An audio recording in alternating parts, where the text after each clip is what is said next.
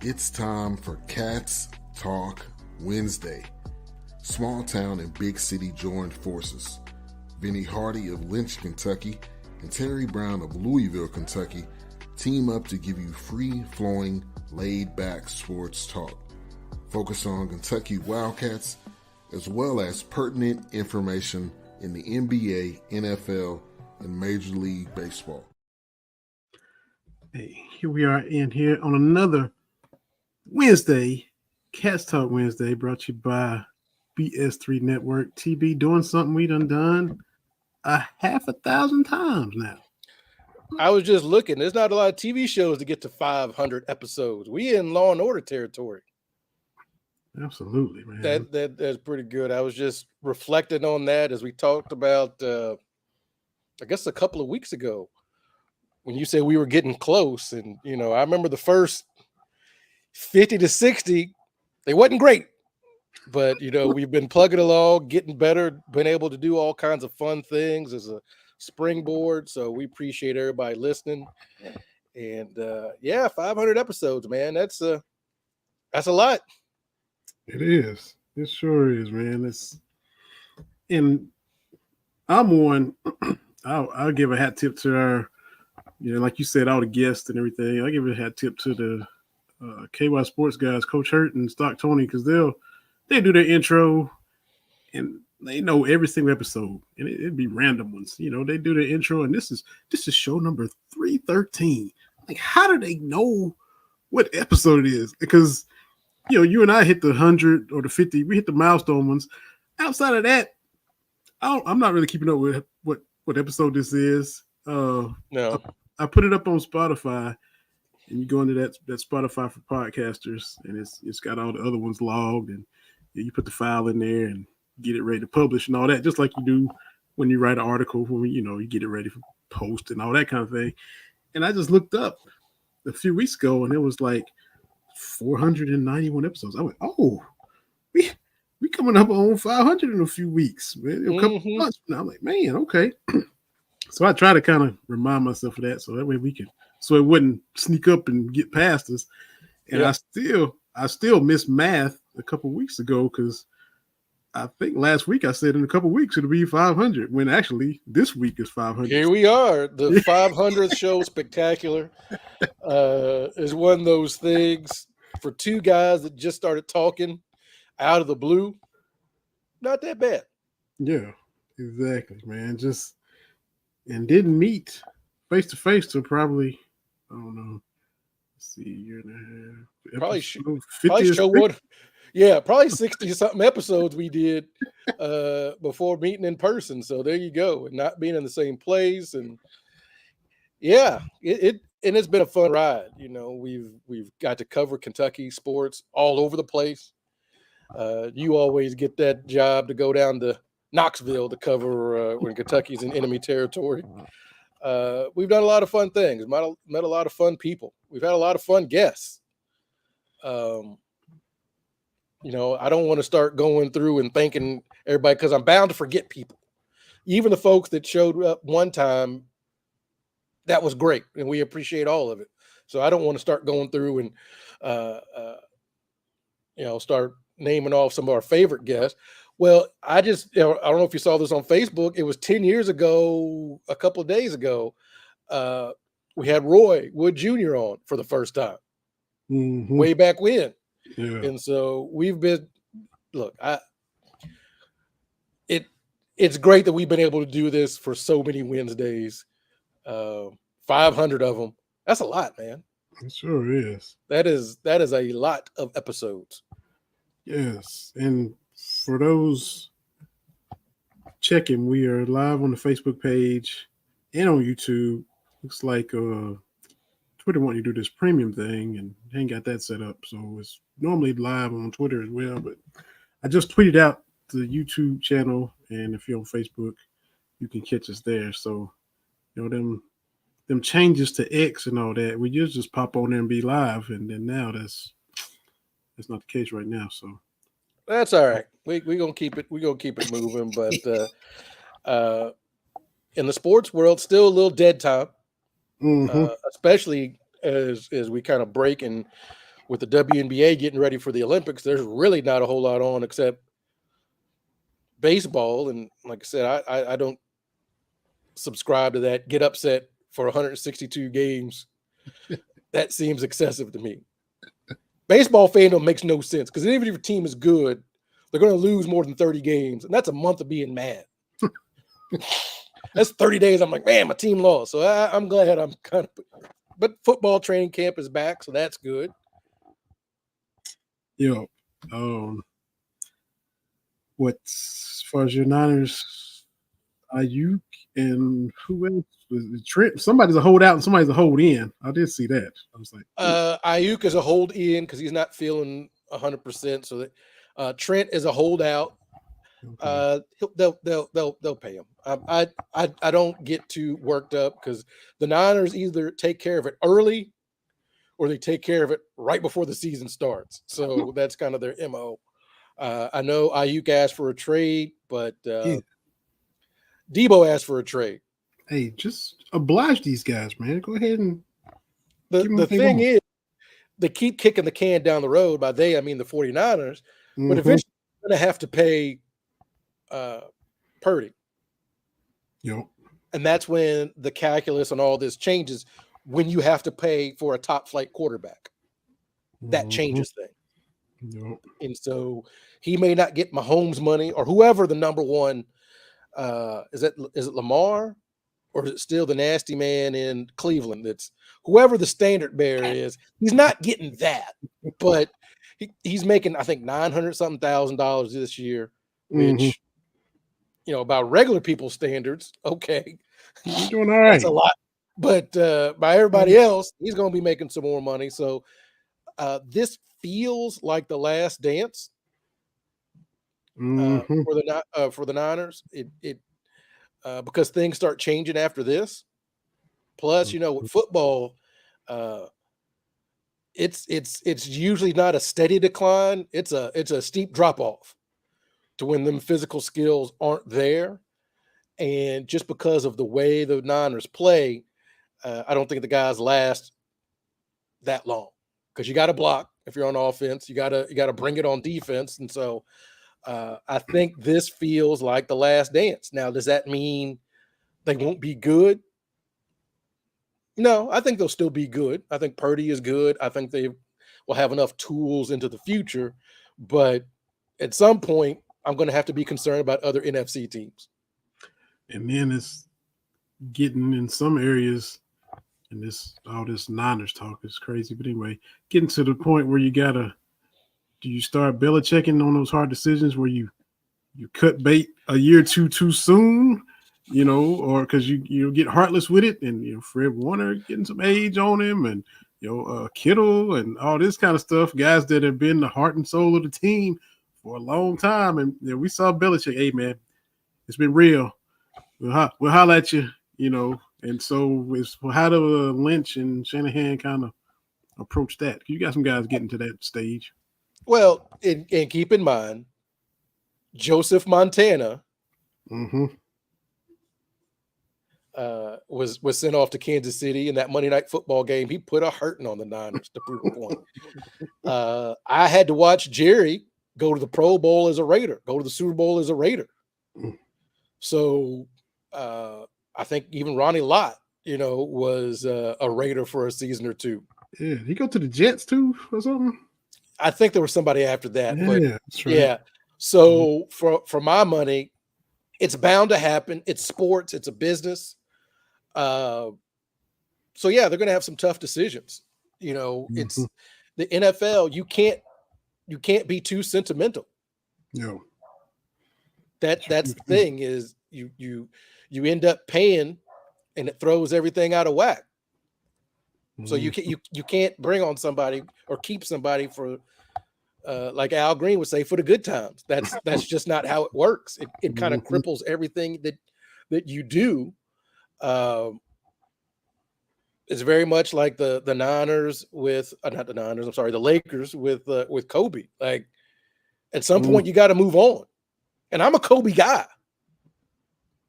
right? I'm a Kobe guy, but that hamstrung the franchise for 3 or 4 seasons. Yo. And we're still feeling the repercussions of it.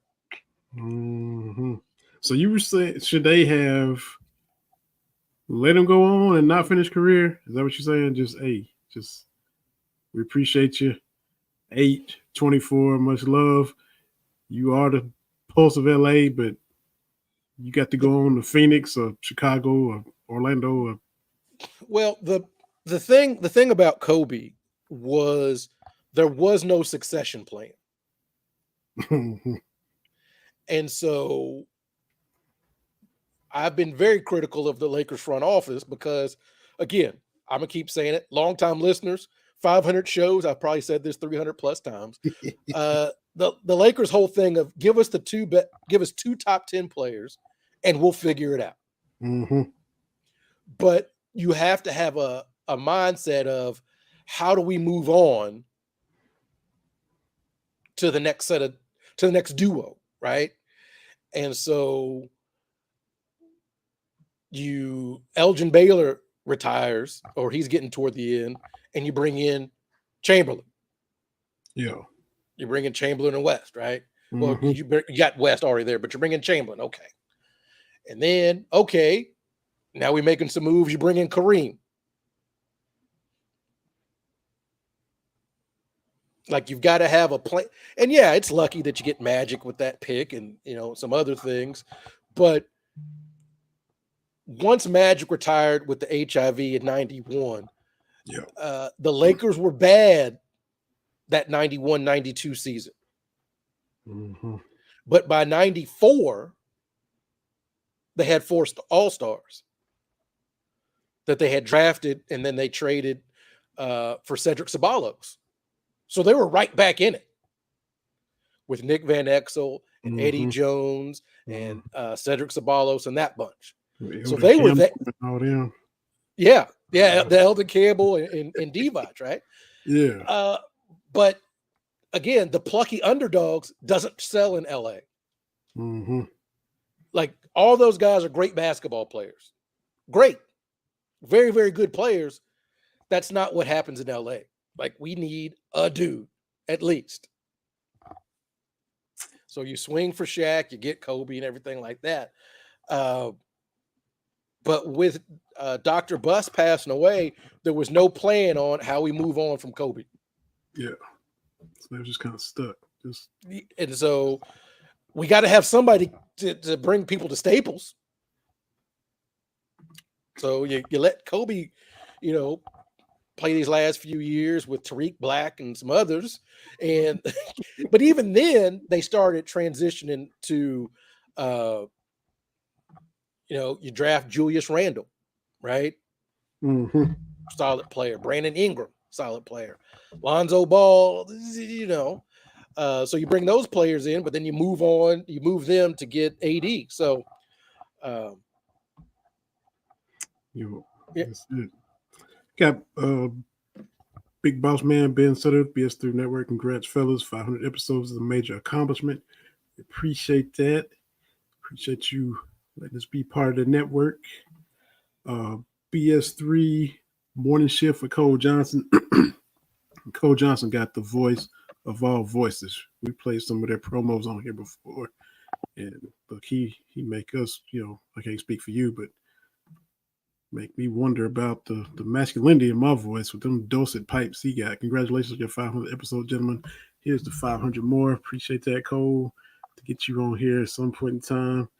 Got a comment about your Lakers, Cole, chiming in with the Lakers, especially the fan base. It's championship or bust.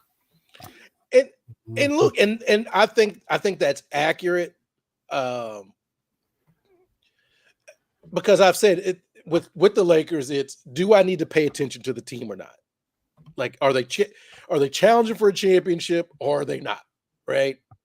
That's the thing. That's this mediocrity where we are right now. Because I'm confused watching the Olympic team play, and the 2 best players on the court, LeBron and AD, and I'm like, how is that not translating?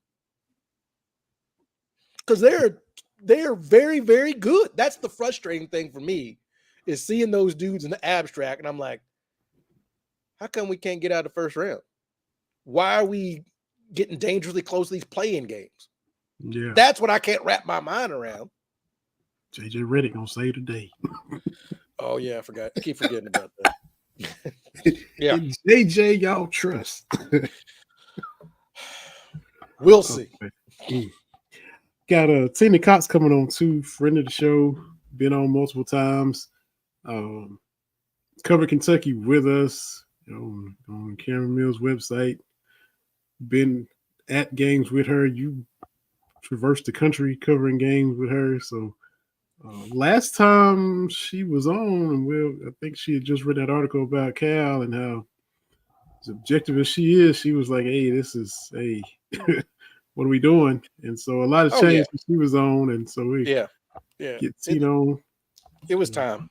So we get her thoughts on all that. Let me get her the link as we speak. But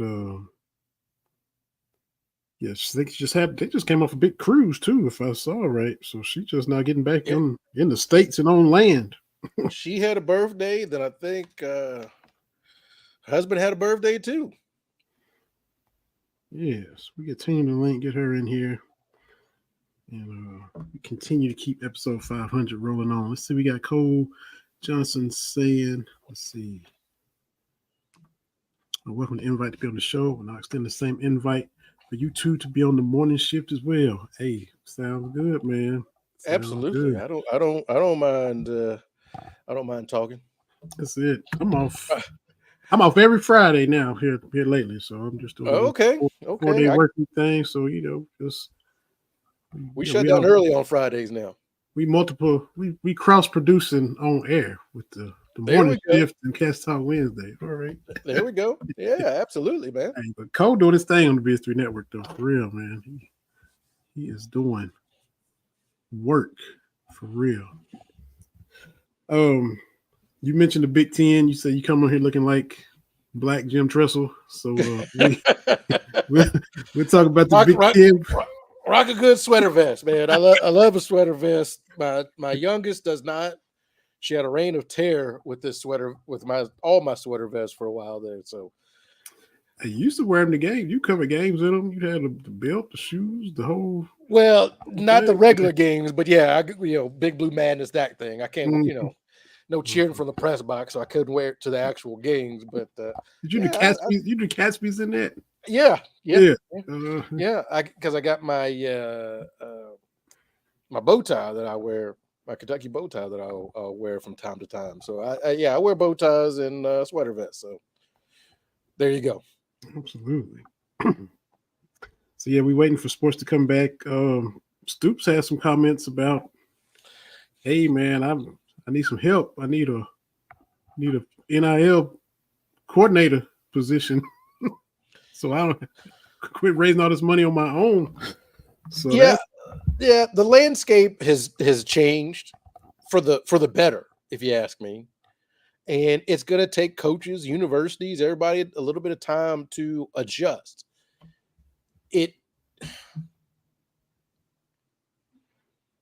I wish Stoops could phrase things a little bit better, because for $9 million a year, you can deal with this headache. and we were told that the football NIL was motoring right along and basketball was behind. That's what we were told. And now it's like, no, we need, Kentucky's just not a rich state. Mm-hmm. It just isn't. So I just don't know how much you can come with your hat in your hand and keep asking for more money. Mm-hmm. Because he was talking about how much pressure he's under. Yeah, if people are actually putting money out of their pocket into the big pot, 7-6 ain't gonna cut it. Yep. I think that coaches and teams and players start to feel that pressure. Like, we always want you to win, but if I'm donating whatever it is to the NIL fund, you can't be out here with these boneheaded mistakes. Yeah. You can't be out here against Vanderbilt, struggling. Mm-hmm. You can't be completely outclassed by Georgia and Alabama. Gotta cross your T's and dot your I's. Like just 2 plays away from 9-3. You're 7-5. You got to make those 2 plays and be 9-3. You gotta finish. If you I hate to use coach's salary as a thing because that's just what the market is, what it is. But by the same token, man, you got to do something because Kentucky's always good for about 2 or 3 games where you have to ask, what'd y'all do all week? Yep. It was that Georgia game. Was the Georgia game, was it winnable? I don't know. But there was what do y'all do all week? Yeah. And I hate to feel that way, but it's like, are y'all designing these plays as we go? It was over in the first quarter. The game was over. Right. But with opportunities to do things. Mm-hmm. Did they finally get a special teams coordinator?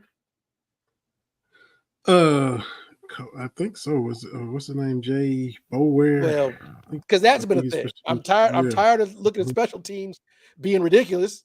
What are we doing? So I'm a support the Cats. I love what Stoops has done. This brave new world of what we're going to see as far as NIL as it continues, and we've got all these big boys in the SEC now. It's tough. It's absolutely going to be tough because we're going to Austin this year. Speaking of our BS3 friends, come deep into Texas. And then, and I think we switch out Mississippi State for Ole Miss. Is that guaranteed opponent? And we always good for a couple of what are we doing plays against Ole Miss. You got to clean that up. Now, if we lose, we lose. That's fine. I'm okay with losing because that's the nature of the sport. That's the nature of sports. You win some, you lose some. Hopefully you win more than you lose. Mm-hmm. But for $9 million, the optics have to be better. And we can't look like we're coaching scared or playing scared for that. The South Carolina game, with the coin flip games where you still better than them, but you can't back say to nothing. Back South Carolina games. Yeah, you back to back. Better than them. Everybody will. I mean, the game ain't played on paper, but you just go beat them. That's one of those beat the team you're supposed to beat. And the past 2 years they were bad last year. I mean, at one point South Carolina was 2-6. They had to win 4 in a row to make a bowl, and Kentucky went in there. They were limping. There was blood in the water, and they got healthy against us when it should have been us knocking them out. Completely pooped the bed. Yeah. I mean, especially after the year before. Kentucky is not at the point where we can start taking people lightly. Mm-hmm. I hope we never get to that point, but for football, we can't do that. The margin of error is always thin, even with all this progress. Absolutely, and that's the thing is, even with all this, you got to do better, Stoops. I don't know what we need to do to set up for the NIL, but it feels like we're complaining. And I say he's complaining. And I think Kentucky fans have stepped up and answered the bell. Kentucky football fans especially. And I'm not talking about during the real bad years, because Joker's last year, I think the attendance was bad. And, there's been some bad spots. But generally speaking, Commonwealth Stadium / Kroger Field, there's generally a good crowd. And the on the field wins and losses haven't been there to necessarily justify that kind of support. Oh yeah. Mm-hmm. And so to say, Kentucky football fans, we need y'all to do more. And I'm like, they are doing a lot. I remember saying something a long time ago, like it was attendance, but it was based on percentage to capacity. Like how many, because Michigan, Tennessee, of course they're going to have more people come to their games, Mm-hmm. but it was a percentage of how many people you bringing in for your facility. And Kentucky was top 25. We've been over backwards. Yeah. A little, some years ago. I think this might have been beginning of I can't remember because I'm an old person, but Kentucky fans keep showing up and the wins and losses haven't been there. Mm-hmm. And so to keep asking these people to do things, I don't know. Gonna keep this going, keep the basketball going, whatever wherever the conversation leads us. We're just gonna bring our guest in here who we've known for forever. We just mentioned she may or may not have her land legs back because she's been out at sea. We're talking about none other than our good friend, Tina Cox. Tina, what's going on? Welcome to the show. How are you? Uh-oh, nope.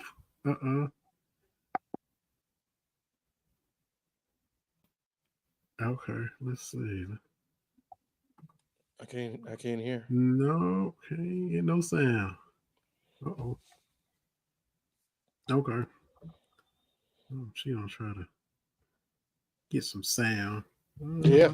I don't think she said she could hear us either, but we'll see if Tina can get lined out. But yeah, it's always been the case. You go back to the 1 and 10s, the 2 and 10s.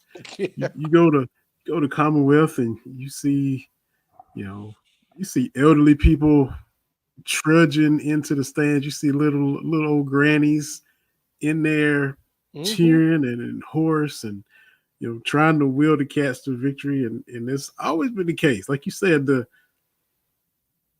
fan investment for the return on that investment sometimes is not really been in harmony. Right. And I'm not disparaging the coaches and players. Right. I'm not saying that. I'm just saying that the wins and losses haven't been there. I hear you. Can you hear us now?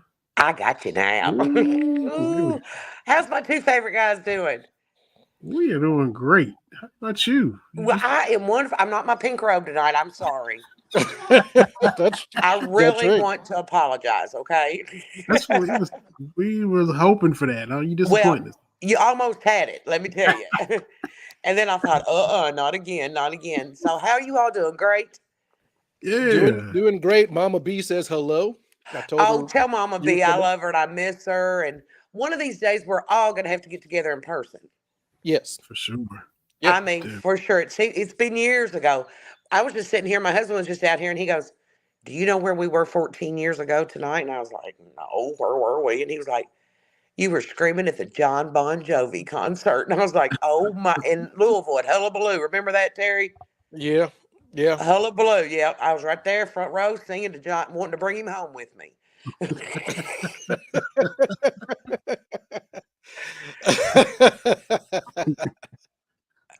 And Rusty, I told Rusty, I said, look, he's looking at me. He wants to come home with me. And Rusty said, well, he is a good looking dude. I was like, yeah, there we go. There we go.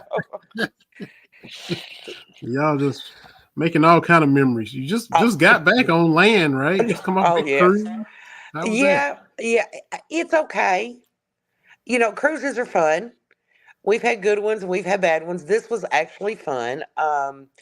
Always glad to be back on land. I'm not a big, if I think about myself being out in the middle of the ocean, floating on this big thing, then I get all, So I just have to drink and gamble. And I was actually dancing to Purple Rain, Prince's Purple Rain at midnight on the party section on the top, open part of the boat. So life was good. Life was good.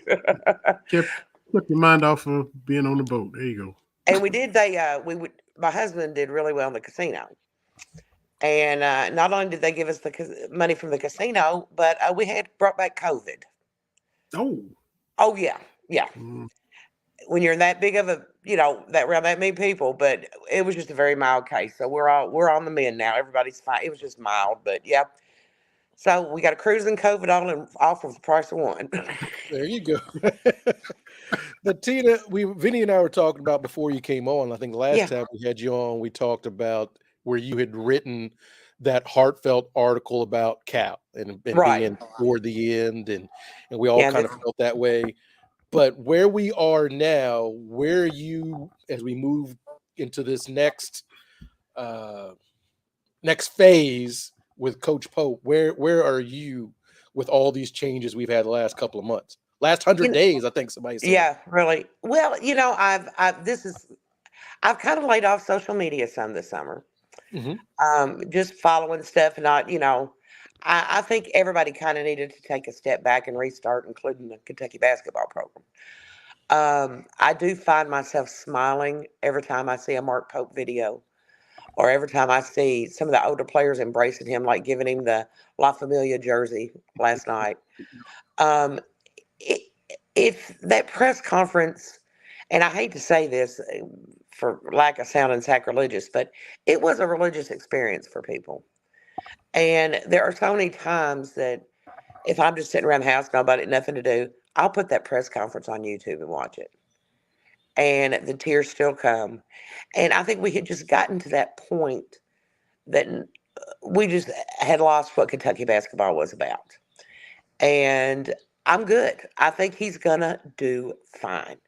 If this had been prior NIL years ago, it would have been a tough road to hoe because you would have had to get these 5-star recruits in here and, to even be competitive. But now you open up your pockets and look what you get. You can buy your own team. That's what you're doing. And that's not just us, that's everybody. But I'm excited. I can't wait. You just never know what he's going to do. I mean, what's Big Blue Madness going to be? I don't know. Yeah, because he's driving a stick shift in Argentina. Yeah. He's in Turkey. He's At the Peach Jam, he's in here, he's there. He's like a ball of energy. But I think the thing is, my head right now is he gets it, you know, and the fan base, when there's going to be losses, folks. We all know that. The fan base is going to be more forgiving for someone like him. So, and I love that Tyler Eulis has won more tournament games than John Calipari did in the last 5 years with this La Familia team. I think that's pretty good. Well, and that's a fun thing. I've been able to watch a couple of those games, and Vinny and I have talked about the weird thing with how the program has been. All these guys played within 4 or 5 years of each other, Right? but they weren't on the same team. No, Like I've got to. I was telling Vinny, I was like, "That's right. Eric Bledsoe and James Young didn't play on the same team." they did not. No, but you'd never know it. Yeah. And Willie Cauley-Stein didn't play with Bledsoe, Yep. and then you got Rondo showing up last night just to say, hey, I'm here. And Alex Poythress the other night. It is a family, but I think we had all kind of lost. The whole fan base was just tired. Yeah. And people need to let Cal go. He's gone. Quit following him on Twitter. These people that still follow him, I'm like, y'all delete him. Why are you following him? Or my whole thing is my soapbox last week was every time the men's basketball program puts something out, we don't need to make it about Cal. No. Like if we say this is the best program in men's college basketball history, and it is, yes, then we should be able to move to the next person without yes. Don't make it about him. It's not about him anymore. He made it all about him, and that's why he's at Arkansas right now. Right, he's paid his penance. We talked about that too. Like, like Coach Cal's going to pay for his crimes. He's in Fayetteville. He's not in Lexington. Folks. Yeah, let's be he's real. in purgatory. He is feeling that. Like he won't tell people, but that's a step down. It just is. Not just one step. Cattleman's and Tony's are not the same restaurant, okay? You put a Cattleman's steak up in a Jeff Ruby's steak, or a Texas Roadhouse, they don't even have Cattleman's down there. What am I trying? I tell you what, and I kind of told Larry I was going to take a few months off this summer, try to regroup. And I will say this, and I don't know if you can relate, and I will openly admit this.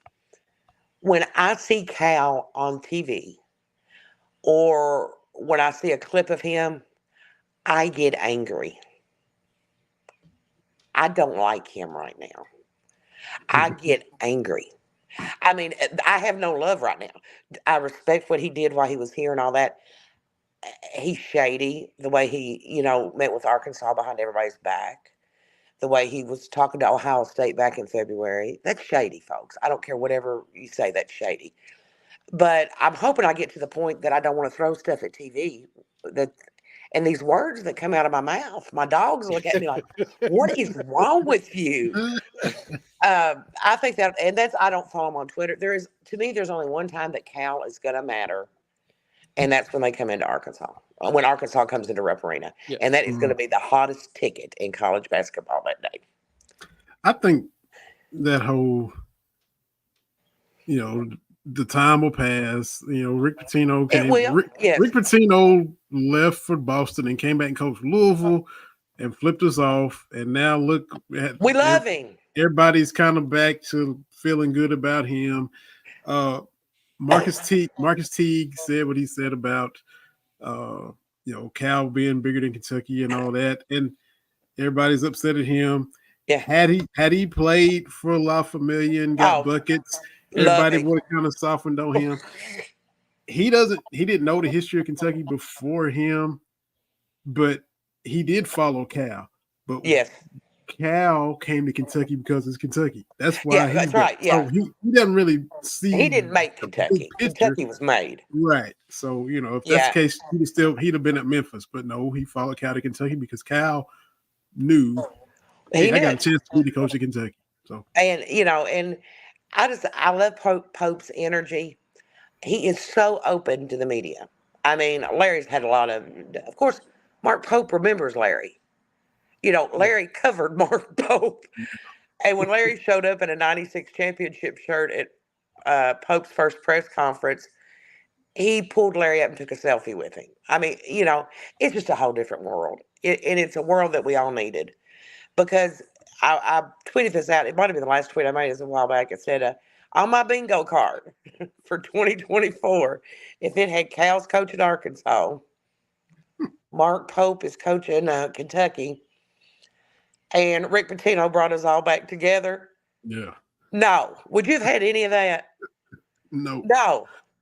Because it was that phone call that Pitino made. I'm sorry, not the phone call, the video that he tweeted that Friday morning and said, put your trust in him. That changed the whole fan base. You can say what you want to. I woke up I went to bed saying, what the hell? Mark Pope is going to coach this team? Yep. And then Pitino made me feel good. I was like, yeah. The man that flipped us off is now bringing us all together. So who knows?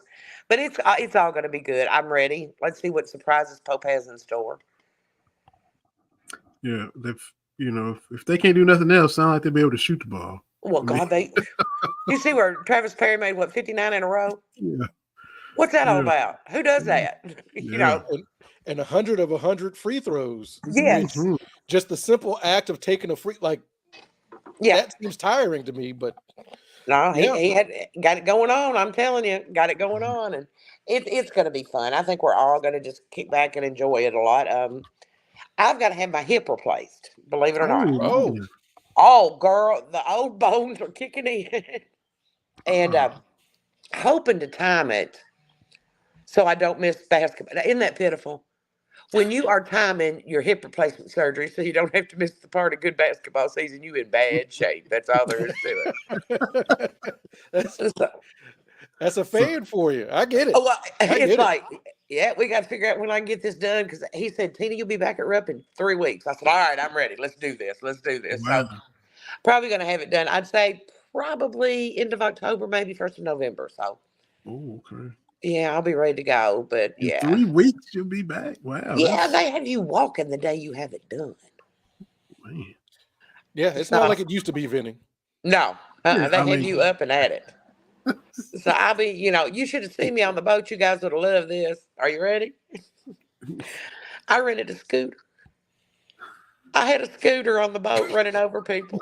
Like the Walmart deal. Yeah, you could rent them. So I didn't, because I knew I could not, the way my hip had been bothering me, I knew there was no way I could walk because the cruise ships are big. Yeah. And I saw online, it says, rent a scooter. If you got mobility issues, I said, hey, here I am. Let me tell you something. That thing had a knob on it, and you could go from turtle speed to rabbit speed. And Rusty looked at me and said, don't you ever put that thing on rabbit speed. Do you understand me? Taking people out. And listen, when people weren't in the hallways, I'd put it on rabbit speed. Fly, boy, it was an adventure. Me on my scooter with my Kentucky Wildcat turf with his basket up front with my water in it. Yeah, it is what it is, guys. It is what it is. Well, I hope it goes as smooth as that can possibly go, for sure. Oh, yeah, me too. It'll be okay. It'll be better. It'll be a whole lot better. So, yeah. well, listen, congratulations, 500 shows. And y'all ain't sick of each other yet. It works out that we're in two different places. Yeah, there you go. So you don't have to physically see each other all the time. Yeah. Yeah. You never say never. I've seen Hall and Oates. They're fighting amongst themselves. Yeah. And, there's been other, Martin and Lewis kind of got tired of each other. Yeah, the Eagles did too, and they've come back for how many reunion tours? Yeah. So, Golick and Greenberg and yeah. It always happens. It always happens. But we still making it after 500 shows. Like I said, the first 50 or 60 not great, but we found our legs and we've been doing all kinds of fun things, covering the cats all over. Yes, yes. Especially you in Iowa, I was so jealous. Omaha. I said Iowa. When you were in Omaha. Oh, yeah. Yeah. I was jealous. I was like, what's he doing out there? Do you know what? Look at that. Look at that. Yeah, that fell right in his lap. He was just a hop and a jump from there, and this, It was about 2 hours away. And like I said to you, I told the wife, I always wanted to go to the College World Series. Yeah. But I wanted to go when Kentucky made it, which you never thought that would happen. Yeah. But they got to like 13-2 this season. Right. It could happen. They could. Won first couple of SEC matchups they won. I said, okay, this could become a thing. And yeah, it was great. It was absolutely great to be there for that. So lucky. And it was great. Just high-fiving people and stuff. It was fantastic. Oh, yeah. It didn't matter who they were. As long as they was in blue and white, you was high-fiving them. I sat in a neutral area where people were just like, we're here to have some fun. Hey, but a lot of people do that every year. Yeah. Yeah. I said, no. We're all Kentucky fans right here. Right. We're going to root for the Cats. I convert them. You converted them. I love it. Just like Abe Lincoln leaving Kentucky and coming to the Midwest to spread the gospel. That's what I'm doing out here in the Midwest. Oh, that's great. That's great. And Tina, you said that, you didn't think Kentucky would ever make the College World Series. I say this every chance I get. Kentucky baseball made it to a College World Series before Tennessee basketball made it to a Final Four. I'm just saying. Again, would you have had that on your bingo card for 2024? No, but we'll take it. Listen, now, and I don't want to get political, but I love me some Harris, okay? And I wouldn't think in 2024, my favorite thing on TikTok is Taylor Swift and Travis Kelce. I think I live with them. I'm part of them. See, that's bad. I have turned into a full Swiftie. So you live with them. You live with them, and you're bringing Bon Jovi home. You got a house full, honey. We are rocking this house. I am telling you, we are rocking this house. Rusty finally looked at me and said, "Tina," I said, "Guess what's going on with Travis and Taylor?" And he go, "Honey, I really don't care." And I go, "Well, I'm going to tell you anyway because I ain't got nobody else to talk to about it." So. Isn't that what marriage is? Sharing some information. You have no idea. You ain't got nobody else. You ain't got nobody else to talk to. Dogs won't talk back. They'll listen, but they don't talk back. Because he asked me on the ship, we were about halfway through the cruise, and he goes, "Are you having Swifty withdrawal?" I said, "That ain't even funny." "Yes, I am."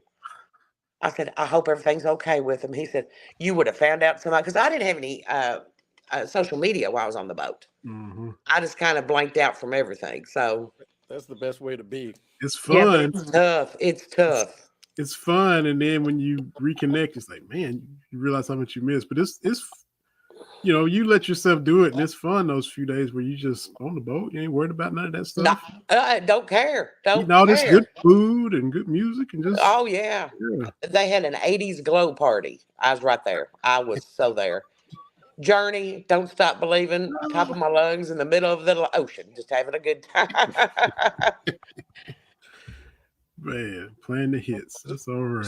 So where are you with Stoops talking about he needs more NIL money or he needs whatever he needs today?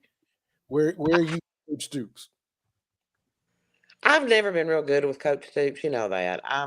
Yeah. I guess with Texas and Oklahoma coming in, just how good can it be under Stoops? Okay. Have we reached the pinnacle under him? That's the $1 million or the $9 million question, right? Do we Yeah, I think mean, have he can you take it up a notch? can he though? Okay, but here's your question. Shout out to Emerald. How are you gonna okay, well, how am I trying to put this? I don't care how much money you give him, NIL money. Can he get the talent in here with that money to compete with with the Alabamas, with the Texas, with the okay, how much money does it take to do that? And not just competing with those teams, but not losing to South Carolina. Well, I'm telling you, that second game of the year, if I have to rent another scooter, I'm covering it. I'm like, scoot on over to Kroger Field, but I am. We're sitting here right now saying, do you think they're going to beat South Carolina, Terry, Vinny? I don't know. See, that's the problem. That's it. Should they? Yes. Will they? No, that's the problem. Yeah. You know that you've made it when you can say, yeah, we got South Carolina. And unless something fluky happens, you've got them. It was just 2 years ago, Vandy walked all over us. And we talked about this before you came on, Tina. For $9 million a year, his salary, yes, and whatever's going in NIL, we don't need those games where it looks like, did they practice this week? Yeah. Like what are they doing? What's up? Like everybody looks confused. Not for $9 million a year. No. But keep in mind, he was ready to jump off that wagon and head to Texas A&M, wasn't he? That bus had pulled up and the boosters hadn't to drain the gas. He'd have been on it. Yeah. I think it's going to be they've got a tough schedule. I just don't know if he's got this program as far as he can get it. I think that's my question. And quit begging for money. Patino wrote you a $15,000 check. Shut up. And that's the thing too. I was again recapping what we talked about a little bit earlier, Vinny. As far as states go, Kentucky's not a wealthy state. No. And so if the good people of Kentucky give you money, at some point you got to quit asking. Well, because the well or you got to start delivering. Or you got to start delivering. Yeah, that's if you're sending me to the championship every year in Atlanta, I'm gonna give you money because you're giving me something to show for it. But we're giving you, it never ceases to amaze me.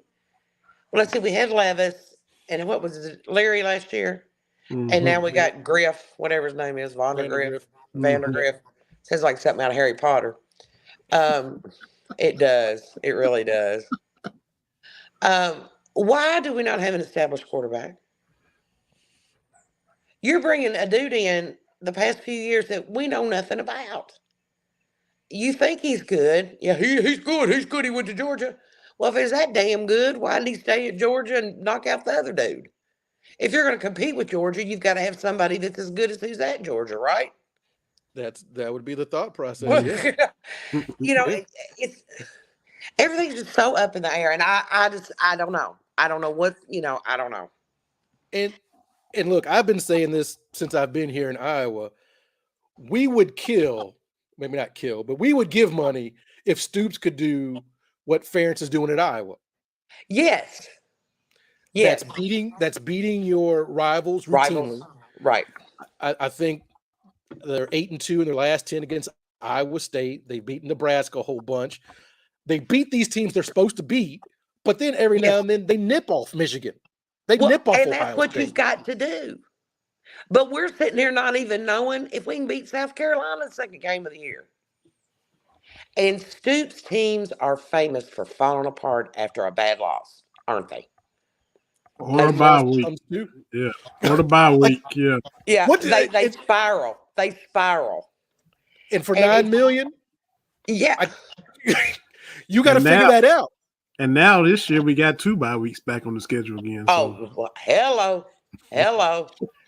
I just, I don't know. I think we're just going to have to see what Stoops, and I think he's getting a little sassy. I think he's kind of like, yeah, football's, yeah. Well, he ain't got Calipari's shadow to live in now anyway. Not that he was living in it, but there was a lot of, there, that. Yeah. And, I mean, there was a lot of hostility there. And I'm sure, I don't think we realized how much hostility that Calipari towards the end caused the whole athletic department. Yeah. I think it was a filter down effect, and I guarantee you're going to see Mark Pope at every football game. Heck, he might be out there coaching on the field with them. He was out there in the helmet running around the other day. Yeah, just bumping people, headbutting people. Yeah, right, having a good time. Yeah, and whoever your marquee coach is, they have to share a little bit of that with the other sports. Yes.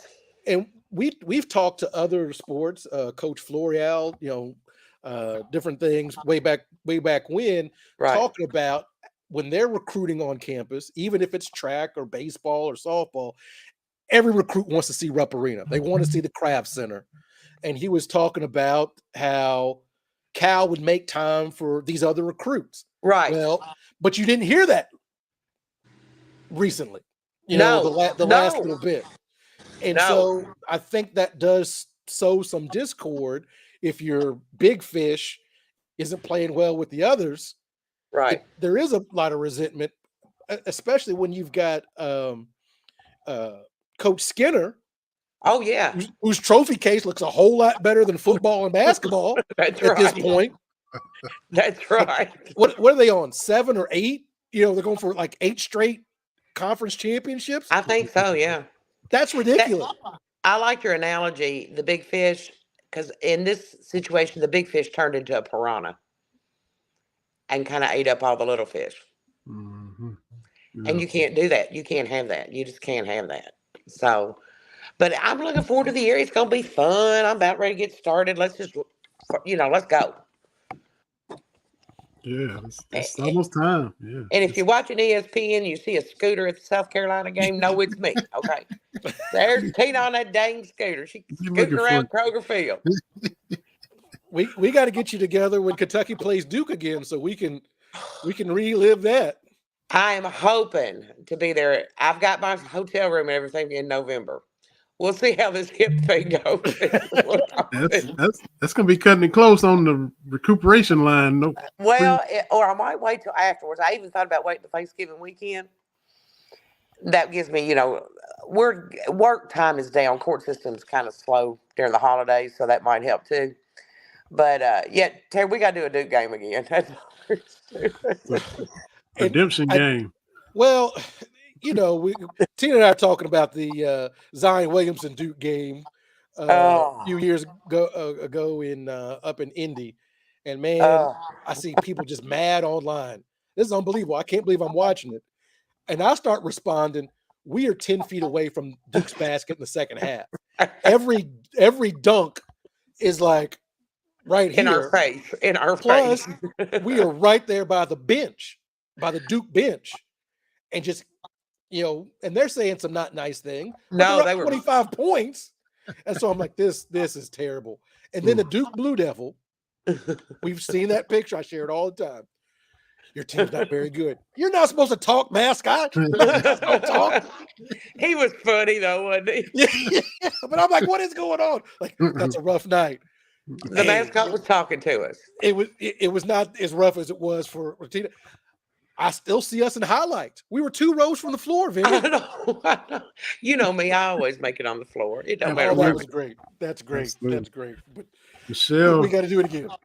Michelle puts in the comments with a scooter. Watch out. Watch out now. Let me tell you something freaky real. If you got a second, I want to tell you something freaky. Oh yeah. Absolutely. Okay, so Rusty bought some of these virtual reality glasses. You know what I'm talking about? The VR glass. You know, I don't understand them, but he's like beating zombies and playing golf and stuff. And you know, if he's glasses on, I'm just laughing. But anyway, I have nothing to do with it. And one night he says, "Get in here for a minute." I said, "What?" He goes, "I want to show you something." I thought, here we go. So I go in there and he goes, "Look at this." Well, I don't know how you do it. He keyed into it. But anyway, it was the Kentucky-Kansas game at Chicago this past November. Okay. And it was set courtside for this game. And so you are like you're at that game. Okay. It's the recording of the game. It is the game. Mhm. And the freaky part was, of course, you know me, I made my way down. I didn't sit up where I was right down there, you know. And guess it was weird to see myself on this. Oh, wow. Yeah. Oh, look, took them off. Done. No, this is, but I mean, it's like you're standing beside Bill Self and Calipari. It was one of the wildest things I'd ever seen. But yep, no, somebody right about this. I said, oh, freaky. But I love doing stuff with because Tina's like, until they tell you no. You just do it. You know what? Yeah. And we love rocking with you. Mama B's a fan. I could get you into some messes. I sure can. And this guy last year in Chicago was the sweetest thing. I said, I don't want to go up there. He goes, honey, all these Duke fans have left. You can sit right here. I said, well, and when I got up, I said, I got to go to the bathroom. He said, don't worry. I'll save your seat. The security guard wasn't even my seat. I said, all righty. Look, all righty. And that's what happened in Indy, Vinny. Yeah. She texted me, TB, where are you? I said, I'm sitting where the media's supposed to sit. She said, no, come down here. I said, down where? She said, by the floor. I'm like, what section? She said, by the floor. I said, okay. So I go down there. Security guard stops me. Tina waves. He said, oh, you with Tina? I said, wait a minute. What? What is going on? That's all you got to do. I'll never forget at one game. I don't know when it was. I've been to so many. I was at one game, and this is great. I was talking to the lady. There was a female doing security, and I said, I'm just going to stand here by you because it was right under the basket. She said, you're fine, honey. I said, thank you. So she goes, hold my badge for a minute. And I said, she said, I got to go to the bathroom. Can you cover for me? She ran to the bathroom, and I was security for a few minutes. I said, I got this. Don't worry. I got this covered. Only Tina. I know. It's fun. Stuff happens to you that happens to nobody else. Yeah, you got to make it happen, Vinny. Act like you've been there before. She was hugging Sister Jean that time. My goal, though, before I give all this up, I have got to meet Charles Barkley. That's on my list. So, you know, I've been nowhere near here lately. So just maybe, you know. He's from the same hometown as my granddad, Leeds, Alabama. Really? Is that where your granddad's from? Yeah, so it's, you know, about 8 miles outside of Birmingham. Right. And, you know, back before my dad passed away, he'd go to the Final Four every year. If Kentucky was there or not, you know, him and a couple other guys would go. And he knew Charles's middle name was Wade. So he just hollered, hey, Wade. And Charles turned around. Yeah. And I've got cousins down there still that, you know, went to school with him and grew up with right. him. You know, my granddad's brothers that didn't move to Kentucky, you know, their kids are stuff still in Alabama. And so Charles turned around and said, I knew it had to be somebody from Leeds. You know, nobody called me Wade except somebody from home. So it was. But he's done a lot for that community, hasn't he? Yeah. Mm-hmm. So I just want to sing him. I just want to meet him, and I'll be that might be my last thing on my bucket list. Do you know it? That'd be a good thing to go out on. It'd be a good thing to go out on, wouldn't it? My granddad, my dad's dad, wasn't a big sports fan. He watched a little boxing here and there, but as far as he was born in 1915 and grew up working. He didn't, he didn't have sports and watch sports like we do. But I'll never forget, I was down there at the house with him, and I'm 6 or 7 because Charles Barkley's at Auburn, right? It's still this is the 80s, and Charles goes up to the free throw line to shoot some free throws, and my granddad looks at the screen. He said, "That boy's granddaddy owe me $5." No, he did not. Did he really? Yes, he did. Yeah, never forgot. Charles' granddaddy owed him $5 from back in the day in Leeds. That is great. Oh, I love that story, Vinny. Yeah, man, that was Mr. Big Timer, my dad's dad. Man, he was something else. Let me tell you, you learn a lot from the older ones. You know it. Mm-hmm. But I see more of my grandmother in me all the time. Stuff I say and stuff. Mm-hmm. I'm like, I gotta have some milk so I can take my arthritis pill in the morning. I used to make so much fun of her for that. Yeah, it happens fast too. It does. You wake up and you're like, daggone, I'm her now. I am her. Lord have mercy. Give me the Dunkin' Donuts so I can get something in my belly and take my pill. Yes, and now your little granddaughters, I know they're getting big, but they're probably laughing at you like you used to laugh at me. Honey, let's see, Caroline is 6. Wow. Gabby will be 5 here the 1st of September. And Kate just turned 3. Wow. See there. Yeah, and we had all 3 of them here by themselves to spend the night about a month and a half ago. Whoa, but they're fun. They're a lot. They're a lot. I think it's so funny as you watch them grow up, when y'all become grandparents, you'll see this. The different personalities. None of these girls are the same. And I will honestly say that the littlest one, Kate, is going to give her daddy hell the rest of his life. I mean, Rusty says she's already forming a gang. And he wants to be on her gang because her gang will win. And what did Rusty tell her? He said, is the name of your gang going to be Snitches Get Stitches or something like that? And but they just grow up. Well, look at you, Terry. You got college bound? Yes. Sarah is going to be at Aurora University here in a couple of weeks. Oh, wow. Now, where is Aurora? It is about 45 minutes outside of Chicago. Dang, Terry. So she's going to be close to me. Yeah. About 3.5 hours away. Well, that's good. That's perfect then. And the beautiful thing is Chicago's got a very good train system. So you can catch the train in Aurora and go right into the city. So if there's not driving and stuff, you don't have to worry about the traffic and all that. Just get on the and it's like $3 for that trip, that trip in, trip out. So she's excited, and I got my sophomore. She's playing field hockey. She's doing all kinds of amazing things. She used to have a gang, so I've been there with you with that. It must be something about that younger one. You know, it's the younger one. It's the younger one. Yeah, they defy all odds for everything else. Yeah. Because I picked her up one day from school. I said, "How was your day, sweetie?" She said, "Don't call me sweetie." Ooh. Okay, sure. What am I supposed to call you? You call me Popsicle. I said, "I'm not gonna do that. Why would I call you Popsicle?" Well, my gang calls me Popsicle. I said, hey, whatever. It is. You never know, Terry. You just never know. And then look at your boys. They're all grown up. Yeah. 16 and 12.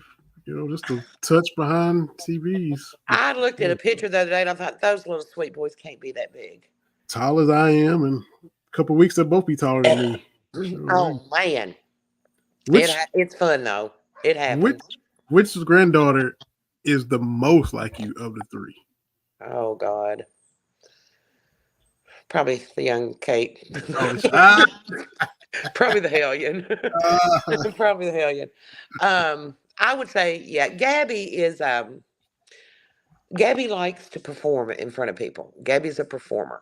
Okay. Like, you give her a microphone, she will entertain you for hours.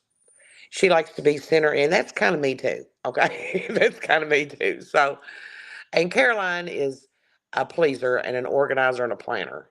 So they might all have a little bit of me in them, but that little fiery personality Kate's got is kind of a little bit like me. Yeah. Yeah. Well, this is a pro Kate podcast, probably the number one pro Kate podcast There you in go. America. There you go. Right. There you go. So we are always and forever Pro Team Kate. Kate. Team That's Kate. right. Yes, Team Kate. That's Definitely. right. Vinny said, Definitely. "Get you a Kate," and I did. So There you go. Worked out for you, man. it has worked out so far. As And the we Lord sit here in gave the me a corporate. little fiery Kate, so everything is good as good as. In fact, our birthdays are like 3 days apart. See there, yeah. Yeah, So, so she's a Cancer just like me, but boy, Lord have mercy, her daddy's gonna have his. They're gonna have their hands full. bless their heart. Been Bless your there. heart. Bless We your got heart. They're spending the night with us Friday night, so I'll have to call. Of course, Gabby lives up in Cincinnati. We don't get to see her quite as much, but I'll call them tomorrow night and get their snack list. Oh yeah. Oh yeah, I got to do a Kroger quick list because they want them white powdered donuts, and Oh each of them yeah. get a bag of them. They sit and eat them donuts and ice cream and cherries Yeah. and chocolate syrup, and oh yeah, That's yeah. because there are no rules here. You just do what you want to do. Yeah. And we blow up a big I mattress. figured that Yeah. out. My parents explained to me, "We're gonna keep them safe, Yeah. but that's about it. We're not gonna let That's them hurt themselves. But that's the only rule. Yeah, that's That's it. the only rule." You know, they jump on the furniture, they jump off the coffee table. It don't matter. You don't want to brush your hair, you ain't got to brush your hair. Yeah, You don't have to brush your teeth twice. You brush it once. My parents humbled me like that because I was the baby by far in my family. Right. So there's always pictures throughout the house. Well, the girls come, they took all my pictures down. I said, "Well, what's going on?" My dad said, "We've been looking at you for 30 years. We need to look at new people." New people. We need some new faces around here. I love I've it. been looking at you for a long time. I said, "Well, okay, Oh. all right. I understand how it goes." It happens. It happens. Let me tell you. Well, Tina, we can't thank you enough for hopping on episode 500 and spending some time with us. And Mhm. hope the surgery goes well. Oh, I'll keep y'all posted. We'll see.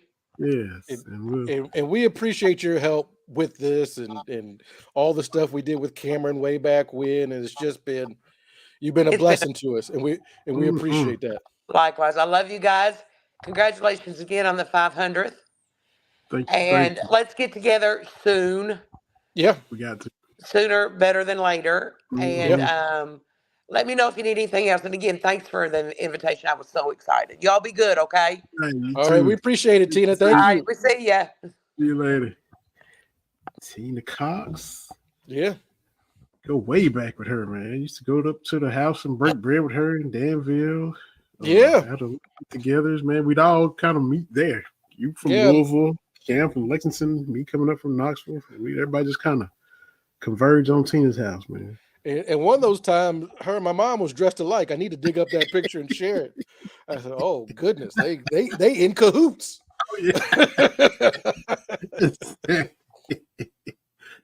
You can't get much better than the two of them if you're gonna have some people in cahoots. Tina and Mama B. That's a dynamic duo, man. That's a good squad right there. Mm-hmm. And she mentioned no rules when her granddaughters come, and you was talking about, we're talking PS5, PS2, PS3, and you said your PS2 squad had no rules. What'd you say? Reno Tech. I need to find those. I'm just so and so didn't go to class. Let me check his yards per carry. I run a lawless program. Yeah. So to me, that was the fun part. I would start out with Reno Tech, always Reno Tech, the Raiders. Do all the creative school and all this kind of stuff, and I would start off in the WAC. Okay. I think I would replace Hawaii. I can't remember. I think it was Hawaii back then. And build that up, and then I would try to get to the Pac-10. Okay. And go from there. I play games as a stress reliever. I ain't out here trying to play on Heisman, and that's not what I'm doing. It's not what I'm doing. You look at my scores, 77-7. Yeah, I shouldn't have given up that 7, right? Like that's not that's what 5,000 yards passed from my quarterback. Yes. You're gonna throw for 40 and run for 20. Yes. That's not realistic. That's not what I'm here for. That's not what I'm trying to do. I'm not trying to do that. You know, I'm trying to have some fun. Yes, I'm going 11-0 every year. Yeah, I'm if PS5 and EA Sports 25 is back, everybody's playing it, and I'm out of the loop a little bit. I didn't even get a PS4. PS3 was the last thing I had, and yeah, EA I got it too. So 13, I think 2013 or 14, 13, and I just used to play that, but I'm gonna get back into it. I know I'll get a 5 and I'll get the new one and try it all out and all that. But I wasn't first in line jumping at it. I'm the dude that's waiting till the new restaurant has been open a while and the crowd thins out. That's me now when it comes to this PS5. That's the old person stuff, man. I ain't trying to be first on nothing. All the shoes I'm getting, they throwbacks. Like I ain't getting no new shoes. Why am I getting new shoes? Now that I can afford this, I'm like, I like these Hirachis, the '94 Hirachis. You know, I got those new. I got they're not new, but I got a pair of low cut Jordan 11s with the patent leather on them. They not new, but that's what I want. You know, you reach a point. I'm not switching out my phone till the old phone stops working. What am I look like as soon as they get the iPhone? I don't even know what the iPhone they're up to now. No idea. I know I ain't doing it. I'm gonna do it until this one stops working, and I get another one. What am I trying to stunt out here for? Mm-hmm. I'm not a young person. I don't know what any of these words mean. Yeah. And it's one of those things. Used to laugh at my dad. I'm trying to talk about what's bad and this is breaking and all this kind of stuff. And here it is, 40 years later. My girl's talking about this, and this, and I'm like, I don't know what that is. Yeah. You don't know what the singer is? I know Prince Rogers Nelson. I know whoever you talking about didn't write no Purple Rain. And When Doves Cry. Well, so-and-so got a #1 hit. Ain't as many hits as Michael Jackson had. And now I'm getting to that stage where, where you would listen to your parents' old music. Mm-hmm. And then that would be the sample that you were listening to your new music. Yep. Because you catch something like, oh, okay. It not even talking about like Forget-Me-Nots that Will Smith used. Like that's not a sample. That's just changing the words, right? Mm-hmm. But I'm trying to think what group it was that the girls listened to. I'm trying to think. I can't remember now. Some team that they or some group they listen to. I'm like, well, that's just a sample of like what is going. I'm in my old man era, and it's okay. I ain't trying to be first with nothing. I'm trying to be comfortable.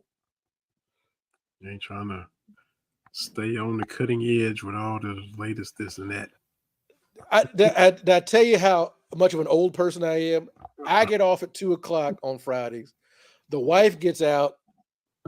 I see you. Simply. Oh yeah. Simply. What do you got? I got this passion fruit still on there. Okay, I got the blueberry. Okay. Simply Spike. We need to. Yeah, they need to, because it's nice and smooth, and it'll get you in trouble before you know. Anybody would like to advertise on the show? Feel free. Absolutely, to promote absolutely. Your business, product. If you know somebody, tell them to holler at us or the BS3 Network. Either way. That's right. But I get off at 2:00. Wife gets off at 2:30. We go to dinner. 4:45, 5:00. Sun's still up in the sky, and we eat. Y'all go to the city. Y'all go into the city. We go into the. Yes, we do. Yes, we do. And we go. It's us and a bunch of gray-haired people, and it's starting to come in a little bit. It's starting to get some here and there. With a bunch of gray-haired people, and then we do our shopping because at that point, now everybody else is out eating, and that's when we go to Trader Joe's. That's when we do our shopping, and we are back 7:00. The evening news still going on. Y'all still catch Wheel of Fortune and Jeopardy. Look, man, ain't no shame about game because I don't like people that much. You know, you're young, you're like, oh, I'm going to the club and it's a space, small as whatever, 200 people. I don't like people. I don't like eating and crowded play. Like, no, I don't want to do that. Get up off of you. Get off. That's for young people. Yeah, I'm old and crotchety. I don't want to do all that. Last time I was in Louisville, took my youngest shopping to the shopping mall. And I'm like, I don't know what all this is. We get into places with the music. It's either way too bright in these stores or it's too dim. The music's too loud. And she's like, you're an old person. Yes, I am. Yes, I am. I'm embracing my crotchety old. I'm ready for my unk phase. Yeah. I'm ready. Next summer, I may get my matching two-piece outfit with my sandals, and I need get my fedora. Yeah, I'm ready for my unk phase. Absolutely. Step right on into that. Hey, you live long enough, you become that unk. Like, I don't know what that young stuff is. Let me show you how it is. When we were growing up, it was the uncle getting a little too much with Maze and Frankie Beverly. But all right. Let me show you how to cha-cha slide now. Y'all don't know about it. I'm ready to embrace it. I am. Speaking of Maze, and I hate the Eagles, the Philadelphia Eagles. I mean, no, I ain't got nothing against the group, the Eagles, but the Philadelphia Eagles. I got to give props to Jalen Hurts though, because Maze and Frankie Beverly had their final concert the other day. I think it was up in Philly somewhere because that's where they came from. And Jalen Hurts was there because he, I guess, is an old soul. He grew up on all his mom and daddy's music, so he was listening to Maze and Earth, Wind, and Fire. Jalen Hurts was there on stage in white, paying tribute to Frankie Beverly because Frankie always wearing white at every show. And so I hate the Eagles, but I had to salute Jalen Hurts for that. I respect that. I can't hate him for that at all, for going to Maze's last concert, for being able to be on stage with Frankie Beverly. I can't clown that man for that. It's interesting, Maze and Frankie Beverly, because if you look, they did not have a lot of chart topping hits.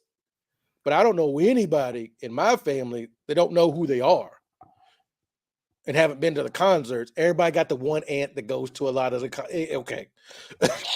Everybody got the one aunt's always at a Frankie Beverly concert. But that's the kind of career I would like, man. Hey, man. And I think Black Twitter, I love Black Twitter. That's why I stay on Twitter, because I love Black Twitter. It's like, what's the most famous Black person or group or whoever that mainstream America doesn't know about? And most people are like, Maze and Frankie Beverly. Like, that's one of those things you could ask, and you could ask random white person, Maze. They'd be like, Mace? No, not talking about, like, not that, like, but every Black person knows who that is. And I'm not that aunt, but I did see him. Speaking of, it was in Birmingham. I saw him, and it was, this was 2015, 2016. So he was middle-aged when we was born. So he was on the back nine. Yeah. Oh, yeah. He hadn't lost nothing. I think Calvin Richardson opened for him and somebody else. But hey, put on a show, man. Still, hey, like always. So I'm glad I got to see him. Even though it's one of them that's your mom's group or your dad's group. Like you said, everybody know them. Everybody knows Joy and Pain. Everybody knows Southern Girl. Everybody knows Before I Let Go. Everybody knows Happy Feelings. Everybody knows all of them. And it didn't have to be as high on the charts as we right. No, I get that. For me, my parents were older, so a lot of the stuff they were down with. Those people had died out by the time I was born. My Okay. dad's favorite group was the Ink Spots. Hey man, hey, those dudes are bad though. Yeah.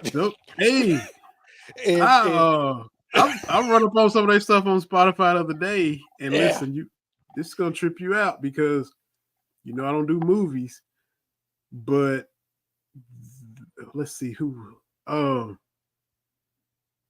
Shawshank used one of their songs where I think "Do You Care" or something like that. I believe it's from Shawshank. okay, And I'm with you. so, Yeah. and I was like, man, I like that. I was like, what is that? And so, some kind of way I run up on them. I was like, oh, this sounds like the same dude that sung the song from that movie. So I went to scrolling and playing every song. I was like, that is the dude. So yeah. I got you. So I know you about to fall over because I just mentioned a movie that I have actually seen. And the Ink Spots was in there, and they are kind of before, like you said, they way back. Yeah. For that era, them dudes, them some bad dudes, man. But also my mom not letting me know that she grew up with the man that co-wrote Love and Happiness. See there, just from Memphis. He from down there with Collierville, Tennessee, Cordova, right outside of Memphis. And yeah, Teenie Hodges played in Al Green's band. There's a clip of, I think it's Soul Train, where they do Love and Happiness, where Al Green's doing the stomp. And the guitarist has a red jacket on. That's the dude that my mom knows. Wow. Because they said the whole family was musical. Mm. So they all played with Al Green at one point in time. Right. But they kept that on the hush. I'm like, I'll be telling everybody. Love and Happiness. I know. Yeah, I know the guy that wrote it. Drake's uncle, because he married Drake's aunt. Wow. If I Didn't Care by the Ink Spots. That's if I didn't care. Yeah. Which is why Kendrick, they keep talking about, like, he's got a song for Drake using an Al Green track with Drake's uncle on it. Hey man, that thing is Drake gonna have to lay low for about a year, man. Because I caught FAMU practicing. Yeah. They Not Like Us. Oh man. Oh, Drake gonna have to sit this out, buddy. Ding, ding, ding, ding. Ding, ding, ding, ding. Hey man. He has no choice, man. Yeah. I've never seen a diss track become what this has become. And for me, I always put Hit 'Em Up #1 because I was like, oh, that's wild. Like, because it wasn't so much what Tupac was rapping about, it was the stuff at the end where I was like, ooh. There have been other diss tracks and that kind of thing, but I don't think we've ever seen a diss track become a banger like this. Right, yeah. And it's still that's the thing. And thinking it's gonna go away. No, every HBCU band gonna play this, baby. But FAMU got a hold of it. Oh, buddy. Like they hit them sousaphones. He ain't gonna know what to do. It's the easiest song selection that they had over the summer ever. What we gonna do this coming season for football and basketball? We gotta get some songs together. It's unanimous this year. We already know. So we're gonna have a whole football season, and it's not just HBCU bands. I think we're gonna see a few PWI institutions play this as well. So that's gonna take us all the way to the new year, right? And then it's gonna be at the Grammy Awards. Look, Drake, you got to sit this out, buddy. Yeah, man, just But back to sports. Watch the WNBA All-Star game. First time watching WNBA All-Star game and all the hoopla that goes along with it. I was glad to see that Caitlin Clark, Angel Reese looked like they were getting along, because I know that's just been a wild discourse that I hope is petering out. Everybody just I hope it's done and we can just let them play. I think I know it was a similar dynamic to Bird Magic, but eventually it just became down to the basketball. And I would love to see that become a thing for the WNBA.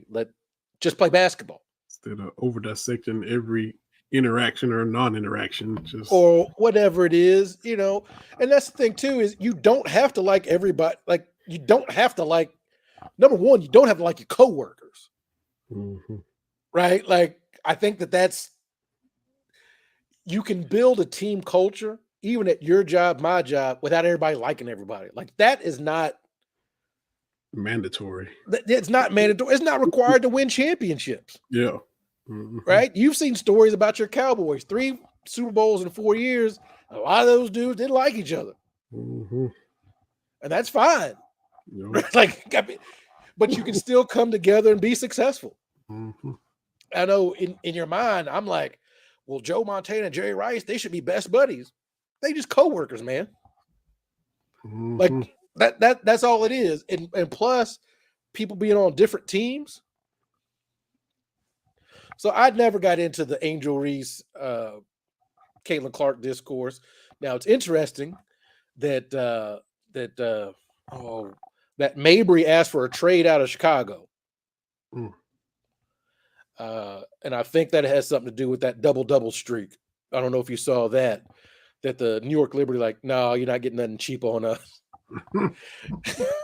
Which okay, whatever. But I think that was the straw for that. She's like, I'm about the serious business. Look, when the Sky focus on basketball, they're very, very good. But most of the time it feels like they're worried about things other than basketball. Yeah. Which if you want to be about other things, that's cool. But right now we try to do basketball here. Yeah, they get distracted a little bit. Yeah, like you trying to prove points. You prove points when you win. That's the thing, is you're trying to be like the Pistons, but the Pistons won. The bad boy Pistons won. Sure did. That's the thing if you want to do that. But yeah, not a lot of sports stuff going around. Not too much. But that old commercial, was it? I don't even know what it was for. Was it shampoo? Was it something like that? You never get a second chance to make a first impression. That was the tagline. And I can't remember what that was now, but I know what you're talking about. Yeah. And Deshaun Foster for UCLA made his first impression at Big Ten Media Days as the coach of UCLA. And you talk about how Kentucky has games where they like, did y'all prepare this week? Like, did he prepare to speak to the media at all? Because he's like, hey, how y'all doing? Excited to be here. Our school has won 123 championships. Football wise, we're in LA. It's us and USC. And basically, I'm just excited to be here. Any questions? That was it. That was his opening statements for Big Ten Media Day. Did he know that he was going to have to talk? First off, let me just say, all these media days, what is this even for? Why are we doing this? Like, what are we doing? What are we expecting? And I mean that with all due respect, blah, blah, blah, blah. But what are we asking? What are we looking for? Every coach is going to tell you, I think we can go 12-0. They're all going to say that. Like, I don't know what we're looking for out of this media availability. Every coach feels good about their team. They're focusing on the little things. They want to make sure they put their players in the give them opportunity to succeed. There you go. Mr. Foster, I could have helped you with that. That's all you got to say. We're feeling really good. Oh, we had a good spring. I mean, like, what news ever gets broken at these things? Not since... It's a bunch of gobbledygook. And I know we got to do it because football runs everything. I know Mhm. we and football can't let any month go by where we don't talk about it. I get that. But what do we get out of this? Not since like Spurrier was down there just taking shots and throwing shade, but now all of them filibuster and try to limit the amount of question time that they have to be on the hook for. And then when they do answer the question, they're all guarded. They don't give you anything. So I don't know. They say they're happy to be there, but they're not. They can't wait to get back to the office and start breaking down film as soon as they leave that hotel. And that's the thing too, is college football and really football in general, we're missing personalities. Yeah. Yo. To be honest, Kiffin will take some shots. He does his thing on Twitter now, but Kiffin will say some stuff, and Spurrier was the dude, man. He didn't care. He was talking about our punter. Something about can't spell citrus without a U and punter. He spells citrus without a U and a T. So, but we don't have that, and I think when we talk about what's going on in college football, we don't have that. We don't have coaches with personality. It's like them NASCAR boys used to be fighting and ripping and running and all that. Now they all corporate too. It's everybody buttoned down and no. I mean, the thing is, we don't even get any jabs during rivalry week. Mm-hmm.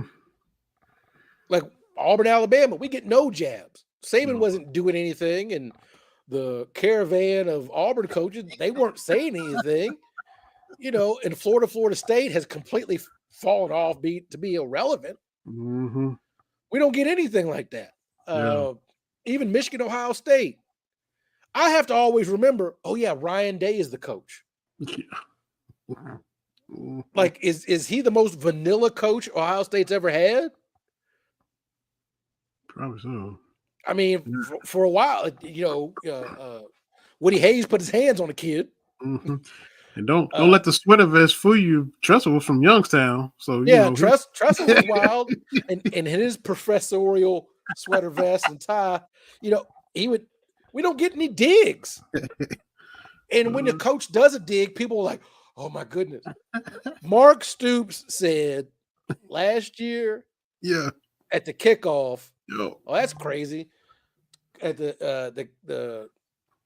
preseason governor's luncheon or whatever. Governor's luncheon, he said something to the effect of, "It's weird seeing the Governor's Cup in Louisville," and people lost their minds. And I said, as far as trash talking goes, that's pretty tame, but it's true. So I saw this on Twitter, some football thing. Everybody's some kind of aggregate account. And this person was like, well, Louisville's going to beat Kentucky at football. Because they're favored in all their games, like they are every year. And look, man, that may very well be the case. Yes. Because James Strebel, that does the ESPN show there in Louisville, he had some back and forth, and he quote tweeted somebody that it was a highlight of Ray Davis's run to win the game last year. And he said, "Yeah, we pushed those bums around again." This is how I know Louisville football fans are down bad. The responses are, "Well, we outgained you in yardage. Oh my God. You only won because of the turnovers." That is the loserest talk I have ever seen. That is loser talk. I'm gonna throw the L's up. That's loser talk. And then their thing is Kentucky didn't deserve to win. This is all that matters when it comes to sports. Whether or not you deserve to win. Did you score more points than the other team? Yes. That's it. That's the only standard. That's all we care about. Did you win the game? But again, my Louisville friends, that one didn't count because that was Brahms' first year. The ones before that didn't count because Satterfield was a bad coach. The other 5-game win streak we didn't have because that was Cooper and Craig Thorpe. It never counts. Like we never beat them. We never beat them straight up. Uh-huh. And so I'm hoping, as always, the Kentucky beats Louisville at football. I just want to keep this going. The last time Louisville beat Kentucky was 2017, November of 2017. That's when I first met my wife in person. Man. Since then, we started dating. We had a courtship. We had a 2-year engagement. We got married. I moved. We all moved. Like, just like that. That's been a long time ago. The next time Louisville, Kentucky play, my wife and I will have our 3-year wedding anniversary. 3 years. And we've not lived in a world where Louisville football is better than Kentucky. Mm-hmm. You can do whatever smoke and mirrors you want to. But honestly, as we talked about South Carolina earlier with Tina, we'll beat Louisville. Why wouldn't we? Right. What's fussing as we doing about Stoops and getting it together? We ain't worried about Louisville and all that. Because the last 2 games haven't been great by Kentucky standards. Ray Davis, the highlight, to win it last year, and the game before that, last time in Lexington, it was a meh game. Yeah, just. But I never thought we were going to lose. Just beat about 2 scores, and just yawn. It felt comfortable, like it is what it is. All right. Yeah. No suspense to it. But the Louisville, like, why people think Kentucky can win? Because people have eyes, and it hasn't been close. Mm-hmm. Yeah. Well, y'all didn't outgain us, man. If you don't get out of my face with this, that's when you're losing the argument, right? Yeah. Like, this baseball team should have won. We had more hits. Did you score more runs? We shot better from the 3-point percentage. Did you score more points? Yeah, can you imagine having, like, what are we doing here? Come on, man. Yeah. And they think they want to win men's basketball. Look, I keep saying it. I'm gonna keep saying it. Is it a rivalry or is it not? Exactly. Mm-hmm. It can't be a rivalry only when your team wins. When your team wins a rivalry game, we own you in this rivalry, blah, blah, blah, blah. And you're beating your chest and all this. Okay, cool. When your team loses, why y'all so worried about us? Shut up. Rivals worry about rivals. Sports is dumb. But if we participate in it, there's certain things that go along. Mm-hmm. Dallas Cowboy fans want to beat Washington and the rest of the NFC East. But you really want Washington. Houston Rockets really want to beat Dallas. Mm-hmm. For me, yep. Right? Mm-hmm. Lakers want to beat the Celtics. Mm-hmm. I mean, can you imagine Yankees and Red Sox? Why y'all so worried about us? Because we're rivals. What are we doing here? Y'all worry about what we doing? Yeah, because we want to beat you. Exactly. What are we doing? The basketball coach Kelsey, he's gonna get us. He's gonna get us. All right, cool. We've seen Hall of Famers at Louisville have losing records against Kentucky. That's what it is. That's it. But anyway, you're bringing up total yardage in a rivalry. Get out of my. That is the lamest thing I've ever seen in sports stuff. That is so lame, man. Yeah, just. Well, we outgained you, so technically my ass. Like, what are we doing? What? That is loser talk. That's embarrassing, man. That's your defense, is you gain more yards. Well, if it wasn't for the turnovers, do you hear yourself? Embarrassing. Yes. Take the L, man. As we bring this one to the close, 500 episodes, we've had so many great guests. Don't want to start putting them out there. I think one of my favorites was the Sinbad thing, because I just didn't think that was going to happen. You worked that out. That was good.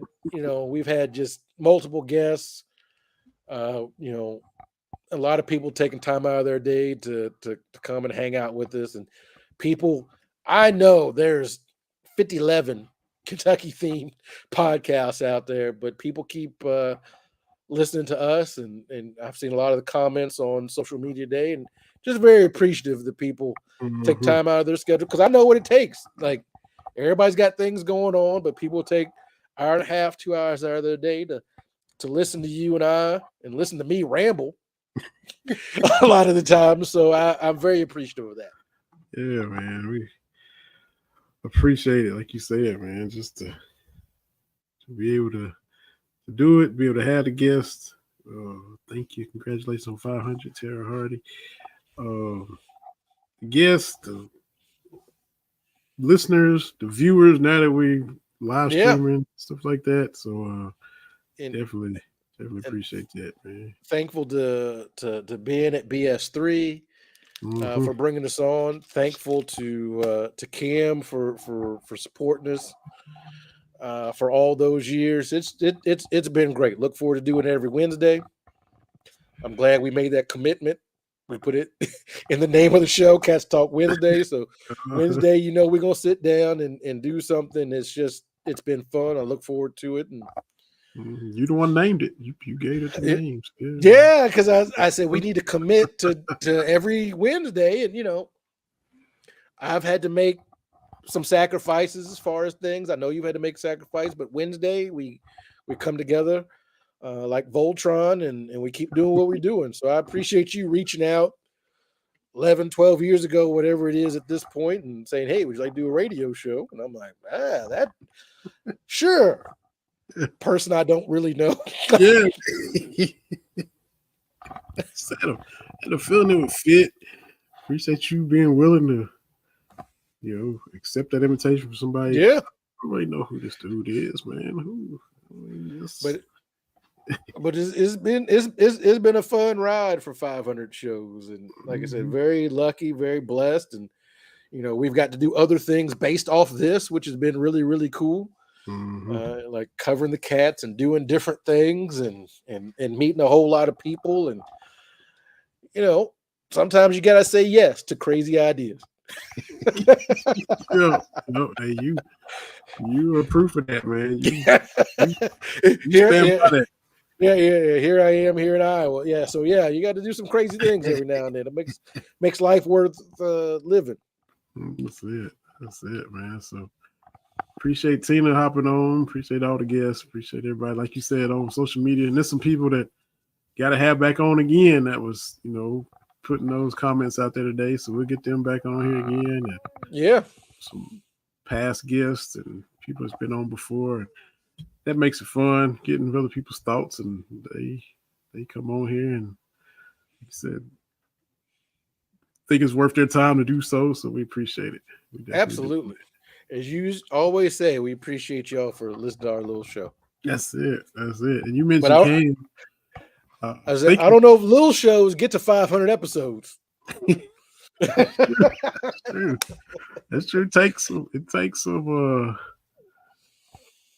some special mix, man. It takes to be able to durability, longevity, all those words whatever you want to say. It takes all that. All those components to make it happen. That's right. You mentioned Cam. That was me, Miss Math, and I thought I'd have him on for 500, but I think he was out of town this week, but he is going to hop on next week. And so we get some of the, latest scoop for Kentucky basketball with him being as close to the program as he is. So we'll be able to talk a little bit about that with Cameron Mills next week, which will be fun. And we'll slide on into football season finally getting here and all that as well, man. So like I said, it's been a lot of fun. Thanks to all the guests, all the people commenting, all the people that watch. Appreciate it. People that's been retweeting and all that good stuff. Thanks again to being, like Jerry said, at BS3 Network. Appreciate Cole with his comments and kind words too. And we'll jump off. The TV's off the camera, but we'll be back next Wednesday to do it all again. It's been another episode of Cats Talk Wednesday for TV. I'm Vinny. We'll be back next Wednesday doing the same thing. Former Cat Cameron Mills is scheduled to be on with us, so y'all tune in for that. And we'll look forward to bringing this episode to you once again. So we'll see everybody next week. There you are. All right. There you go. Yeah. But yet again, thankful for 500. And Yeah. we'll keep plugging along as long as people keep listening. We keep doing it, and yeah, I love it, man. That's it. I always enjoy it. Appreciate you, man. Like I said every week, man. Appreciate you. And you trestled up today, so enjoyed that as well, man. Classy cuffs, man. Got the cufflinks, baby. Yeah. Ain't no half stepping in my neck of the woods, baby. Nah. So we'll see everybody next week, man. TV. Appreciate you. Tell the wife hello. Tell Mama B hello. Yeah. And thanks again to everybody. BS3 Network, Ben Sutter for Terry. This is Vinny. Thanks again to Tina. Back next week on Cats Talk Wednesday, BS3 Network. See y'all later.